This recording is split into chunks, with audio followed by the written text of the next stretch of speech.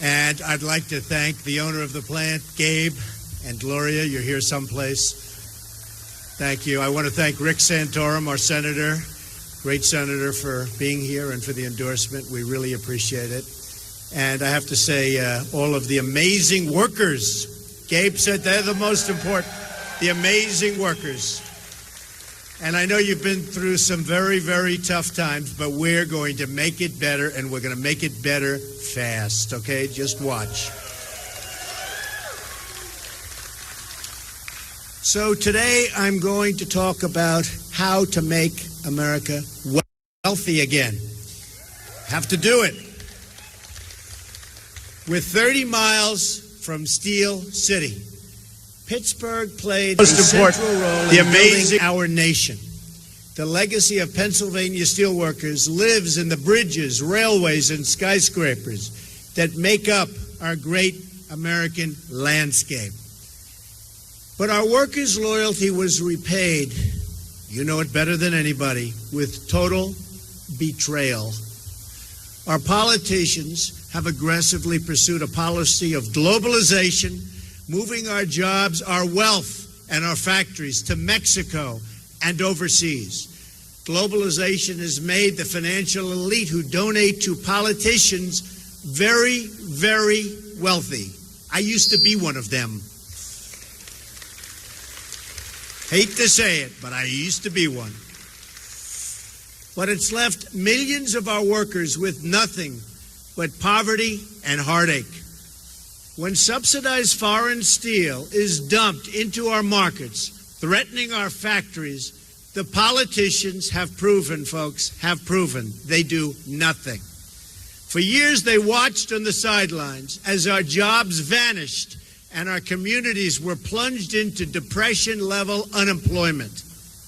Many of these areas have still never recovered and never will unless I become president.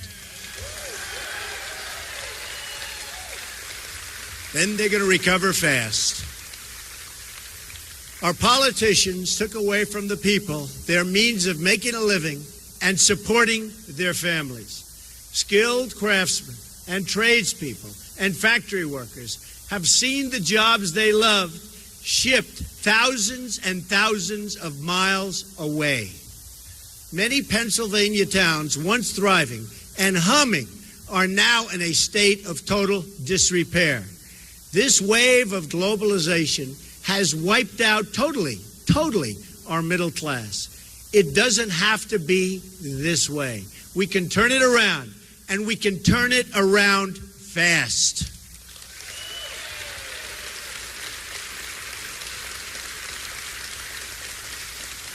But if we're going to deliver real change, we're going to have to reject the campaign of fear and intimidation being pursued by powerful corporations, media elites, and political dynasties. The people who rigged the system for their benefit will do anything and say anything to keep things exactly the way they are.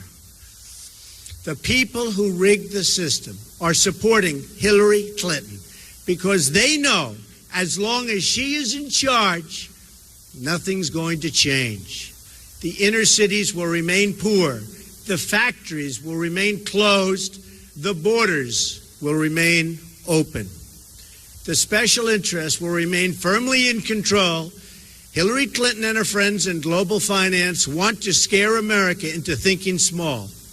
And they want to scare American people out of voting for the better future. And you have a great future, folks. You have a great future. These people have given her tens of millions of dollars. My campaign has the absolute opposite message. I want you to imagine a much better life and a life where you can believe in the American dream again. Right now, you can't do that.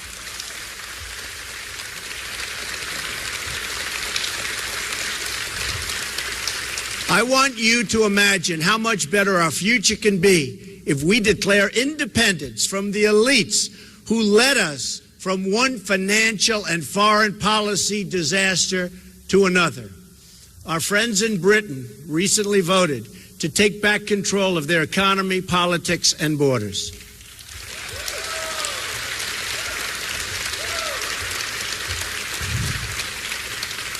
I was on the right side of that issue, as you know, with the people. I was there. I said it was going to happen. I felt it. While Hillary, as always, stood with the elites, and both she and President Obama predicted that one voted to take back control of their economy, politics, and borders.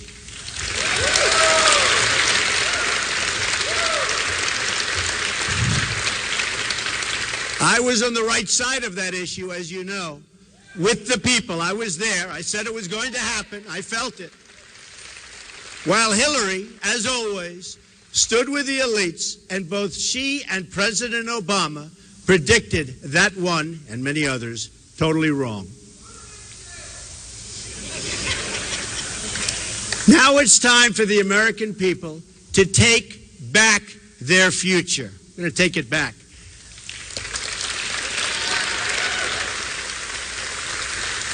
That's the choice we face.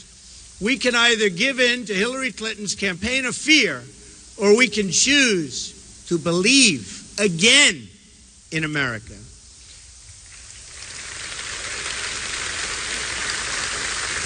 Very sadly, we lost our way when we stopped believing in our country.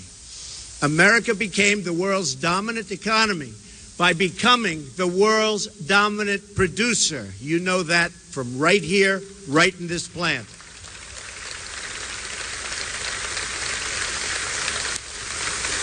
The wealth this created was shared broadly, creating the biggest middle class the world has ever known. But then America changed its policy from promoting development in America, in America, to promoting development in other nations. That's what's happening, and that's what's happened. We allowed foreign countries to subsidize their goods, devalue their currencies, violate their agreements, and cheat in every way imaginable. And our politicians did nothing about it. Trillions of our dollars and millions of our jobs flowed overseas as a result. I have visited cities and towns across this country where a third or even half of manufacturing jobs have been wiped out in the last 20 years. Today we import nearly 800 billion more in goods than we export. Can't continue to do that. This is not some natural disaster. It's a political and politician-made disaster. Very simple. And it can be corrected. And we can correct it fast when we have people with the right thinking right up here. It is the consequence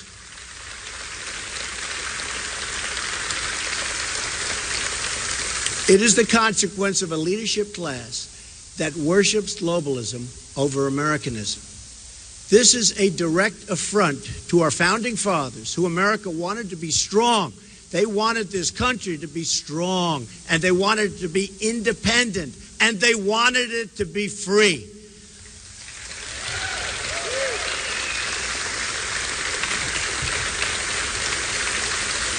Our founding fathers understood trade much better than our current politicians, believe me.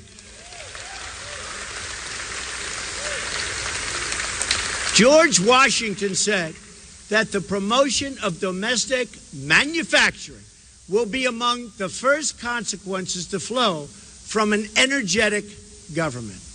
Alexander Hamilton spoke frequently of the expediency of encouraging manufacturing in the United States.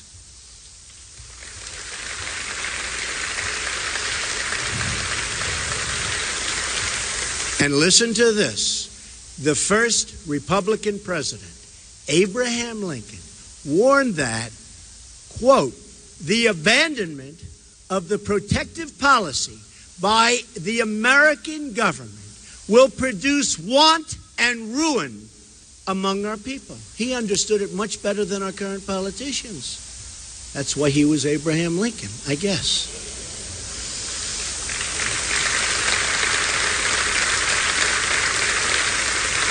Our original Constitution did not even have an income tax. Instead, it had tariffs emphasizing taxation of foreign, not domestic, production.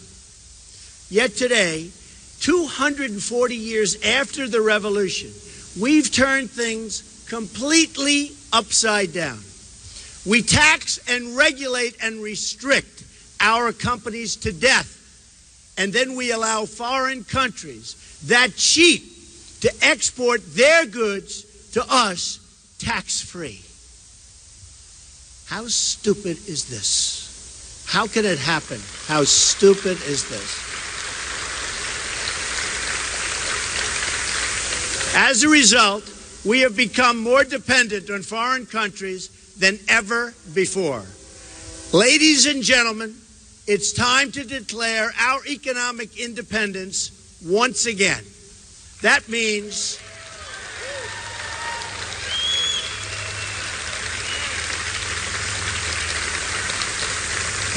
voting for Donald Trump.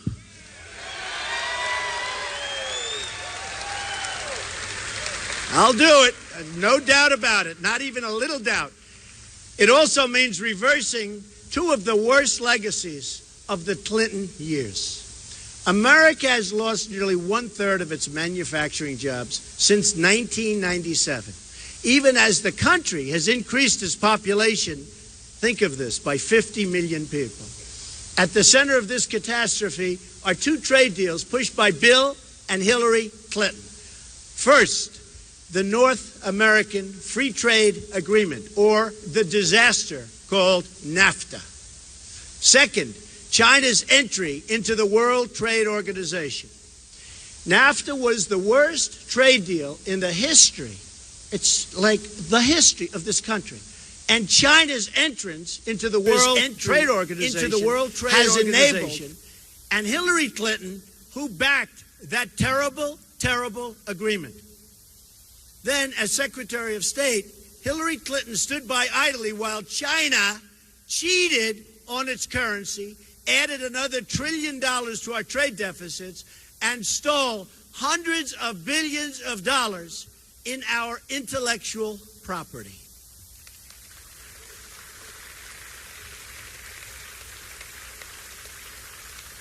And I've been talking about China for many years. And you know what? Nobody listened, but they're listening now. That I can tell you.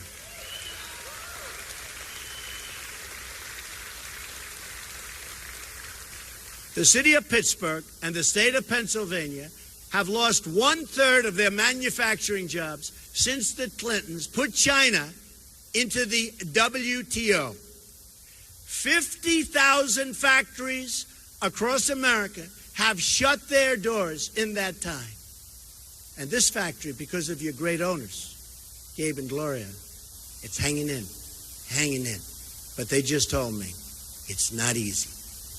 Almost half of our entire manufacturing trade deficit in goods with the world is a result, and it's the result, of trade with China. It was also Hillary Clinton, as Secretary of State, who shoved us into a job-killing deal with South Korea. As reported by the Economic Policy Institute in May, this deal doubled our trade deficit with South Korea and destroyed nearly 100,000 American jobs. As Bernie Sanders said, Hillary Clinton voted for virtually every trade agreement that has cost the workers of this country millions of jobs.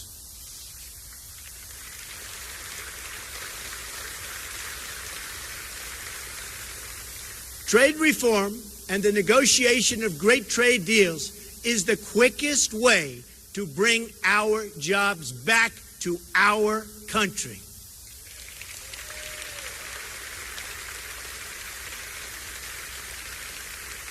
To understand why trade reform creates jobs, and it creates a lot of them, we need to understand how all nations grow and prosper. massive trade deficits subtract directly from our gross domestic product. From 1947 to 2001, a span of over 5 decades, our inflation-adjusted gross domestic product grew at a rate of 3.5%. However, since 2002, the year after we fully opened our markets to Chinese imports, that GDP growth rate has been cut in half. What does this mean for Americans? Not good. For every 1% of GDP growth we fail to generate in any given year, we also fail to create over 1 million jobs. What a waste, and what a sad, sad thing.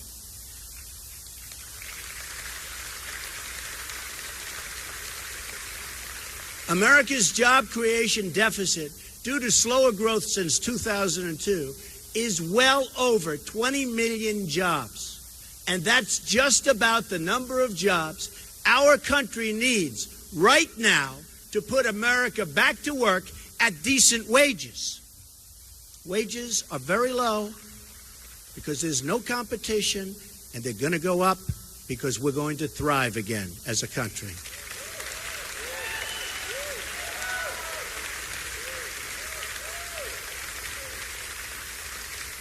The Trans-Pacific Partnership is the greatest danger yet. The TPP, as it's known, would be the death blow for American manufacturing. It would give up all of our economic leverage to an international commission that would put the interests of foreign countries above our own. It would further open our markets to aggressive currency cheaters. Cheaters, that's what they are, cheaters. They're not playing by the rules. They're cheating. It would make it easier for our trading competitors to ship cheap, subsidized goods into United States markets while allowing foreign countries to continue putting up barriers in front of our exports, which is what they do. It's very hard to export to their countries. They make it very difficult. We, on the other hand, come on in, everybody, come on in. Bad leadership. The TPP would lower tariffs on foreign cars while leaving in place the foreign practices that keep American cars from being sold overseas. That's not all. Mark my words. China will enter the TPP through the back door at a later date. They are watching. They are studying. They're not in it now, but they're going to be in it. If it's good, they'll be there. By the way, if it's no good, they'll pass. It's the same way, always is. The agreement would also force American workers to compete directly against workers from Vietnam, one of the lowest wage countries on earth. Not only will the TPP undermine our economy, but it will undermine our independence. That's what's happening. The TPP creates a new international commission that makes decisions the American people are no longer given the right to veto. These commissions are great for Hillary's Wall Street funders who can spend vast amounts of money to influence the people on the commissions and the outcomes. It should be no surprise then that Hillary Clinton, according to Bloomberg, took a leading part in drafting the Trans-Pacific Partnership. Please remember that, especially in November.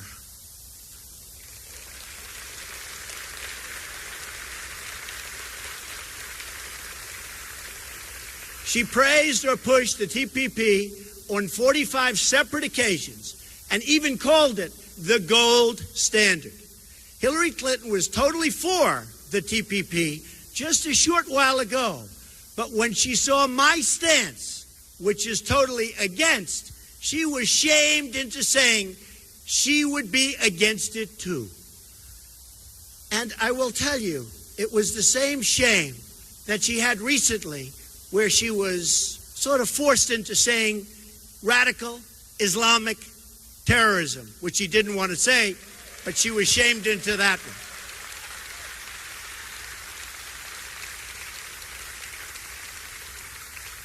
But have no doubt that she will immediately approve it if it's put before her. And that is guaranteed. Guaranteed.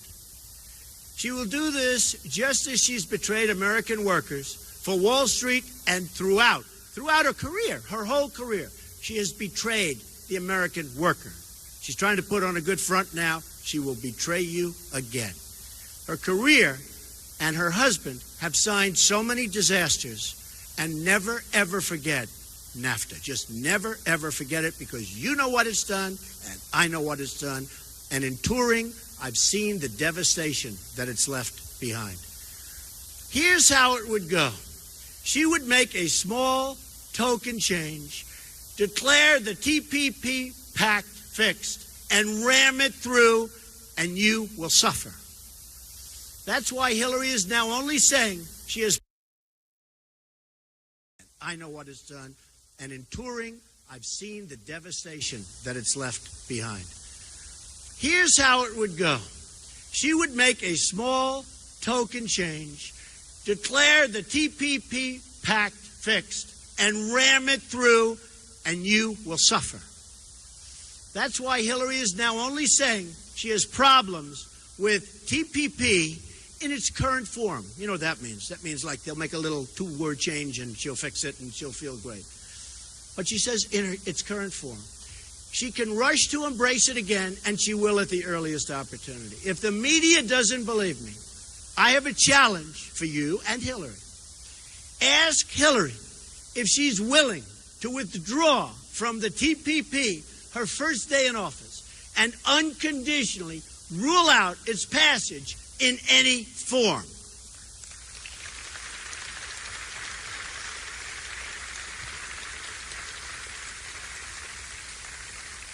There is no way to fix TPP. We need bilateral trade deals. We do not need to enter into another massive international agreement that ties us up and binds us down like TPP does.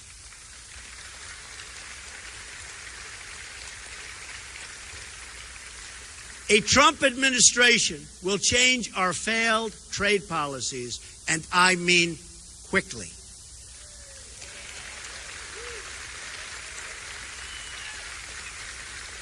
Thank you. Here are 7 steps I would pursue right away to bring back our jobs. Number 1, I am going to withdraw the United States from the Trans-Pacific Partnership, which has not yet been ratified.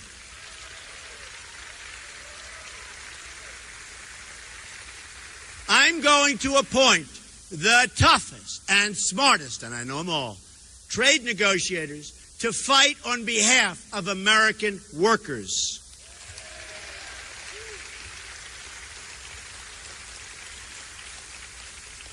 I'm going to direct the Secretary of Commerce to identify every violation of trade agreements a foreign country is currently using to harm you, the American worker.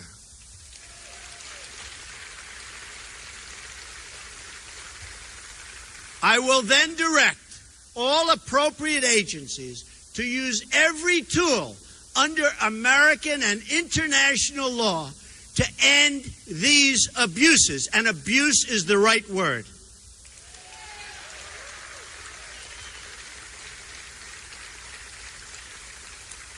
Number 4, I'm going to tell our NAFTA partners that I intend to immediately renegotiate the terms of that agreement to get a better deal by a lot, not just a little, by a lot for our workers.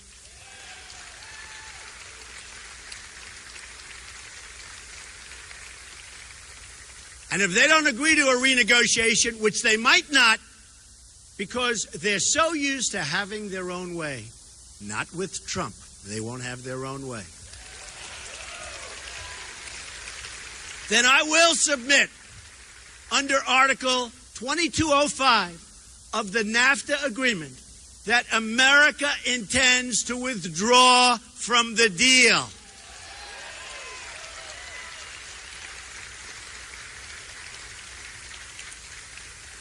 Number 5, I'm going to instruct my Treasury Secretary to label China a currency manipulator, which should have been done years ago.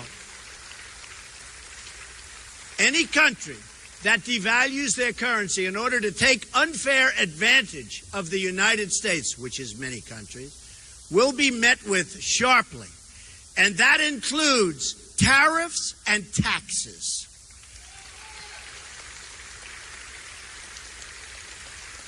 Number 6, I'm going to instruct the U.S. Trade Representative to bring trade cases against China, both in this country and at the WTO.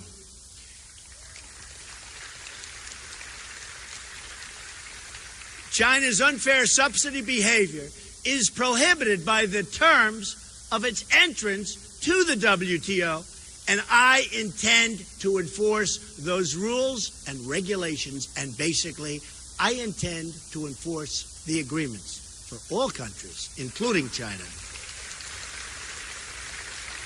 7, if China does not stop its illegal activities, including its theft of American trade secrets, I will use every lawful president.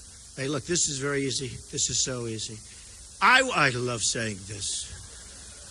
I will use every lawful presidential power to remedy trade disputes, including the application of tariffs consistent with Section 201 and 301 of the Trade Act of 1974 and Section 232 of the Trade Expansion Act of 1962.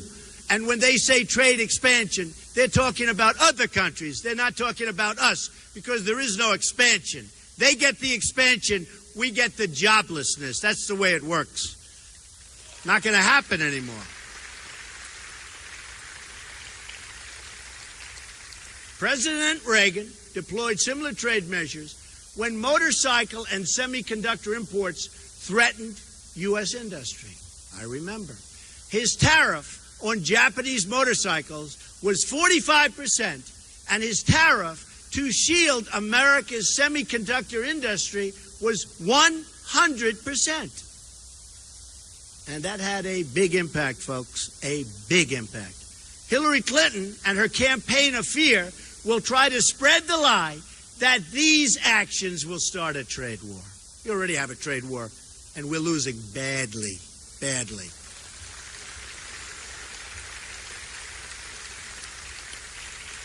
She has it completely backwards.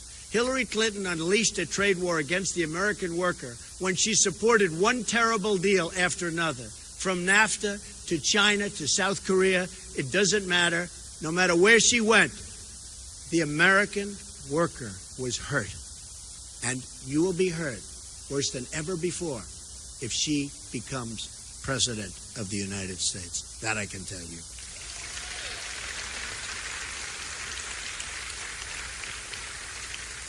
A Trump administration will end that war by getting a fair deal for the American people and the American worker. The era of economic surrender will finally be over. It'll be over. You're not going to see it anymore. Although I can't guarantee it, because after me, they'll probably start doing it again. But we will have 4 and maybe 8 great productive years, and we'll never go back, and we'll make sure we never go back.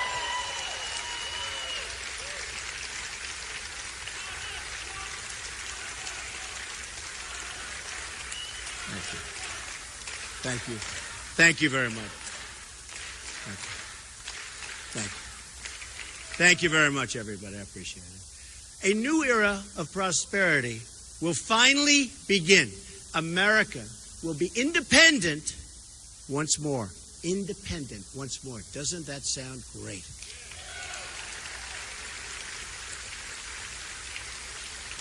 Under a Trump presidency, the American worker will finally have a president who will protect them and fight for them. We will stand up to trade cheating. Cheaters, that's what they are, cheaters. We will stand up to trade cheating. Anywhere and everywhere it threatens the American job.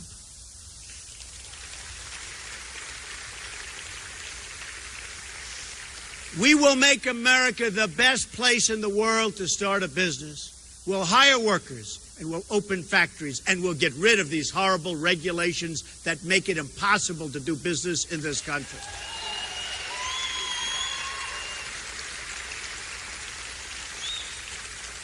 This will also include massive tax reform to lift the crushing burdens on American workers and businesses.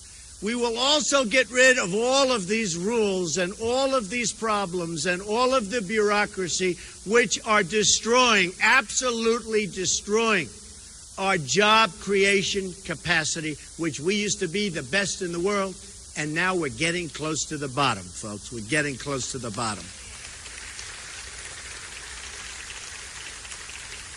Many people think that these regulations are an even greater impediment than the fact that we are one of the highest taxed nations in the world. We're also going to fully capture America's tremendous energy capacity. This will create for our workers, and that's what we want, for our workers, growth for our economy, and begin reducing our budget deficits, which are massive. Yearly budget deficits, massive. Our trade deficits, we don't even want to talk about it. Our budget deficits are massive. Hillary Clinton wants to shut down energy production and shut down the mines, and she wants to shut down, and she said it just recently, she wants to shut down the miners. I want to do exactly the opposite.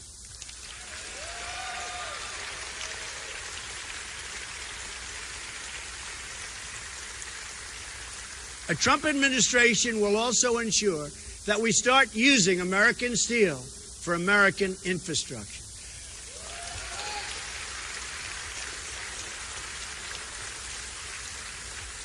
And aluminum.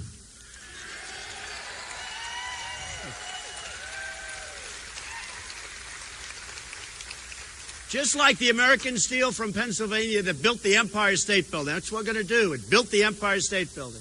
It will be American steel that will fortify America's crumbling bridges. American steel. It will be American steel. It will be American steel that sends our skyscrapers soaring, soaring into the sky. Beautiful sight. More beautiful with American steel. It will be American steel that rebuilds our inner cities. It will be American hands that remake this country, and it will be American energy mined from American resources that powers this country.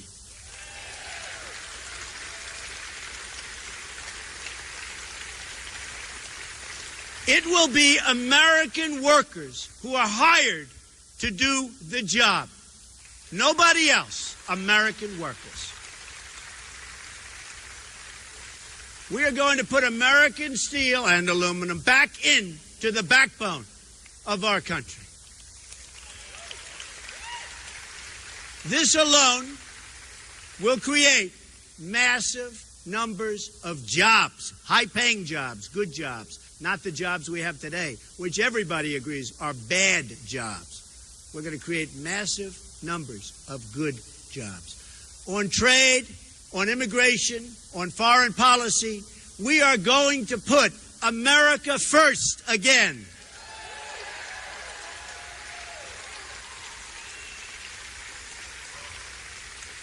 We are going to make America wealthy again.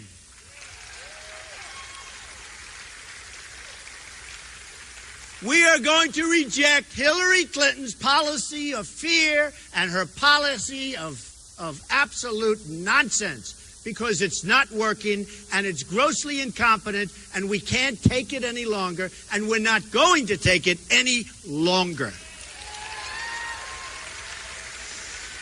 We are going to embrace the possibilities of change, but real change, not Obama change, real change. It's time to believe in the future. It's time to believe in each other.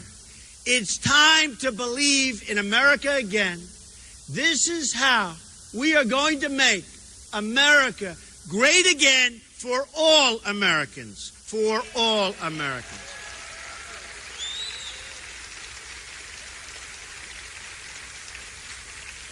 We're going to make America great again for everyone, greater than ever before. And I promise you, if I become president, we are going to be working again. We are going to have great jobs again. You're going to be so happy. You're going to be proud of your president. You're going to be proud, proud, proud of our country once again. Thank you very much. I appreciate it. Thank you. Thank you very much. I appreciate it. Thank you. Thank you very much.